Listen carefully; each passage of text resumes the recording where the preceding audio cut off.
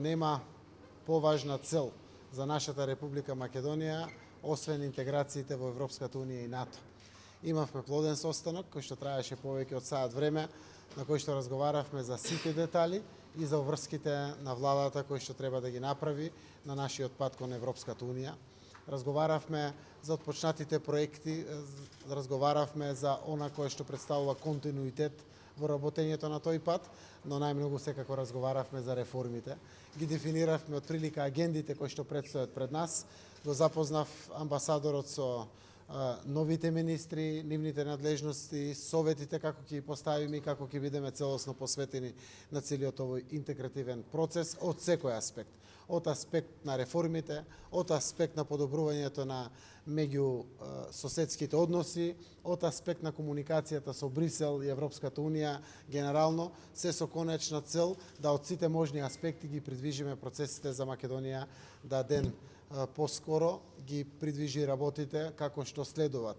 А тоа е да ја тргнеме ако може побрзо условената препорака, ако даде Господ со добра работа преку реформите и со многу посветеност на сите во земјата. Кога зборувам на сите, тоа значи и власт, и опозиција, и извршна, и законодавна власт, и сите други партиципенти во секојдневниот живот, да овозможиме надеж дека ќе отпочнеме преговори со Европската Унија час поскоро. Знаете дека тоа прашање зависи од горливиот проблем кој што Република Грција го има со нашето уставно име, но ние сакаме да работиме во тој правец, се со конечна цел да предизвикаме стартно големо охрабрување и оптимизам кај граѓаните во она што не чека во периодот пред нас, а навистина соодветно во времето да биде покриено и со практични реализации на нашите надежи кои што ги имаме како влада.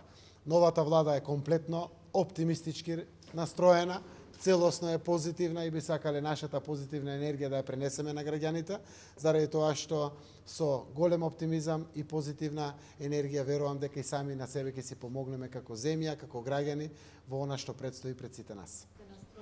Јас сакам само да кажам дека ќе направиме се за да ги исполниме очекувањата на Европската Унија, за да бидат доволни причини за да ја тргнат условената препорака. Заради тоа веднаш веќе договараме состанок со комесарот Хан и со неговиот тим. Тој ќе ги каже своите очекувања, многу пати и напоменати. Едното беше регуларни избори. Знам дека таа причина е отстранет. Имавме регуларни и кредибилни избори, еве политичката криза е завршена. Веројатно ќе соопшти тој нешто поврзано со реформите и ќе очекува резултат од нас. Тој ќе го каже својот став, но јас само можам да кажам дека ние сме целосно посветени да процесите ден поскоро, час поскоро се придвижат согласно позитивните очекувања на нашите граѓани и секако на институциите на Република Македонија. Се како ќе се одвиваат работите, така и на дневна основа ќе ги информираме граѓаните преку вас медиумите. Ке се продолжи ли мандатот на специјалното јавно обвинителство? Имате ли договор веќе со вашите партнери, коалициони? Ние имаме договор за оваа работа со коалиционите партнери, но знаете дека не е доволно, ни треба 2/3 и ќе се обидеме. Ќе се обидеме по пат на дебата низ парламентот да обезведиме 2/3.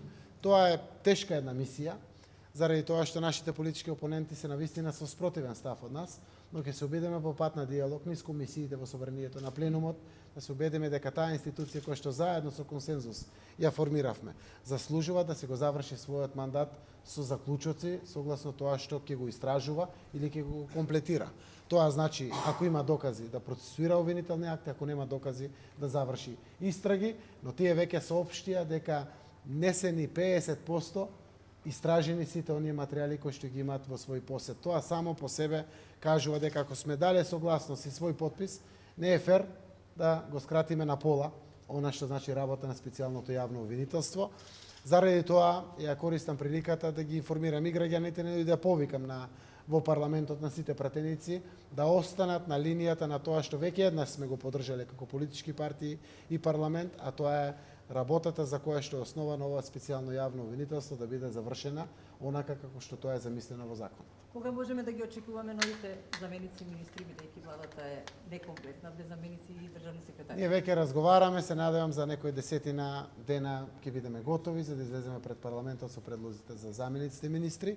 Веќе се разговара за многу експертски решенија, исто така ширум институциите. Посебно сме посветени на оние што ги викаме check and balances или контролни механизми врз владата, за да можат навистина да се воспостават такви сериозни контроли, како што порано има спомнето, да ја чуват Република Македонија од СДСМ.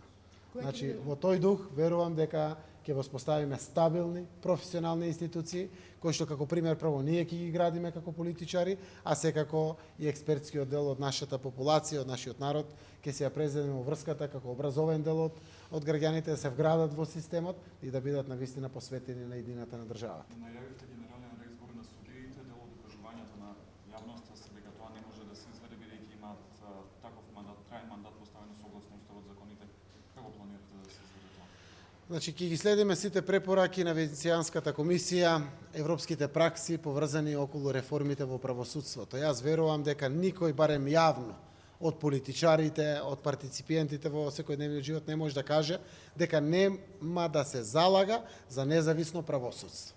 Во тој дел, сите процеси кои што ќе ги предвижиме, во делот на честно поставување на независен правосуден систем, мислам на судство и обвинителство, мора да го направиме како чекор.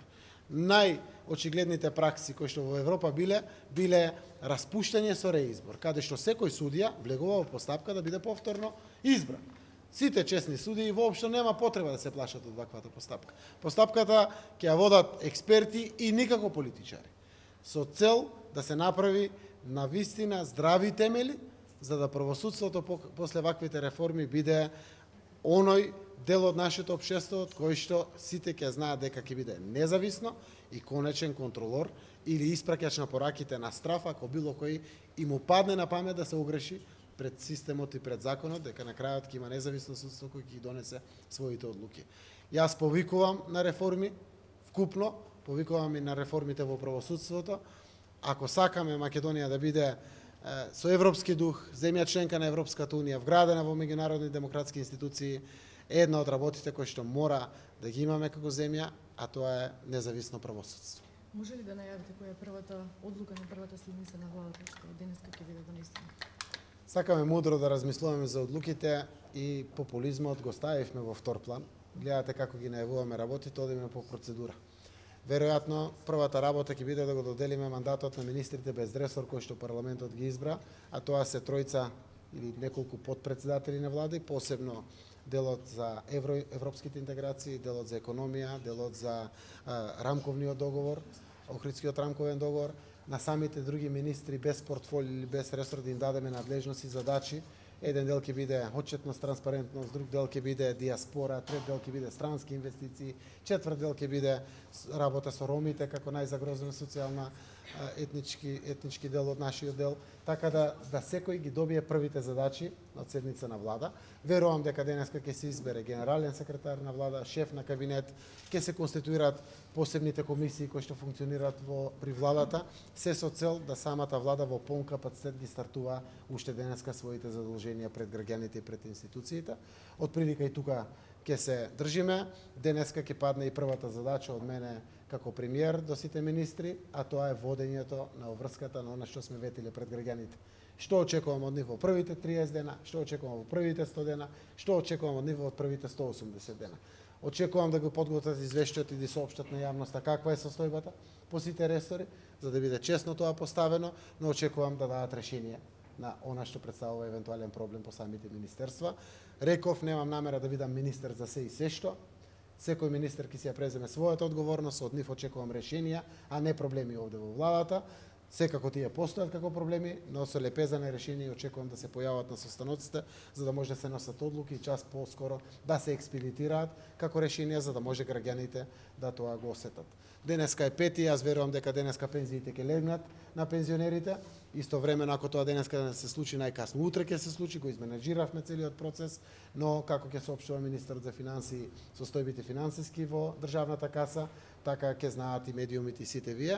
Сакам да знаат и пензионерите, и јавната администрација, и стопанството, дека правиме се државата да биде целосно капацитетна со финансии, да троши пари директно, пуштајќи ги кон граѓаните, заради тоа што, според мене како економист, успехот на владата е да акумулира повеќе средства, секако од најбогатите најмногу, и да ги пушти назад час поскоро за употреба на сите, заради тоа што тоа го зајакнува севкупниот промет. Немам чувство првично дека треба нешто да не плаши, нешто да биде незгодно.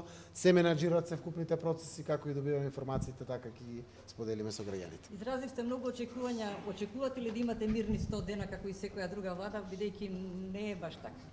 Јас очекувам и ќе направам се, заради тоа што се чувствувам како прв одговорен во политичкото милје на Македонија. Ние повеќе не сме опозиција, не можеме да бидеме, заврши времето на критики и критицизам. Ние мора да бидеме со разбирање за нашиот политички опонент, мораме да бидеме со разбирање за сите, да направиме еден инклузивен процес, ќе се обидеме да направиме од нив дури и добри луѓе. Така да, ако сакаме да работиме за државата, мораме да се посветиме сите на тоа, оти постоиме заради граѓаните.